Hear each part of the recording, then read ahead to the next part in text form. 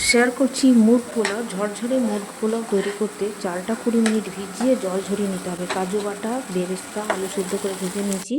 পেঁয়াজ কুচি ভেজে নেবো, আদা রসুন বাটা দিয়ে কষে নেবো। চিকেন পিস দিয়ে হলুদ লঙ্কার গুঁড়ো ধনে গুঁড়ো দিয়ে কষে নিতে হবে। তারপর দিয়ে দেবো কাজু বাটা, তার জায়গায় নারকেল কোড়া বা ডেসিকেটেড নারকেল কোড়া ব্যবহার করতে পারেন। আর তারপর টক দই দিয়ে ভালো করে কষে নেওয়ার পর পরিমাণ মতো গরম জল দিয়ে লো ফ্লেমে ঢাকা দিয়ে সেদ্ধ করে নেবো চিকেনটা। আর যদি বেশি জল দেওয়া হয় তাহলে জলটা শুকিয়ে নিতে হবে। এরপর একটা তলা মোটা দেখে পাত্র নেব, সেখানে 1 চামচ ঘি দিয়ে কাজু কিশমিশ ভেজে উঠিয়ে নেব। আর ওই ঘিয়ের মধ্যে তেজপাতা, এলাচ, ছোটো এলাচ, বড় এলাচ, গোলমরিচ সাজিয়ে ভেজে নিয়ে তাতে দিয়ে দেবো এই জল ঝরানো চালটা দিয়ে একটু নাড়াচাড়া করতে হবে, ভাজতে হবে ট্রান্সপারেন্ট হওয়া পর্যন্ত, তাহলে ঝরঝরে পোলাও হবে। আর চালের ডবল জল, বেশি পরিমাণ চাল হলে 1/2 কাপ জল কম নিতে পারেন।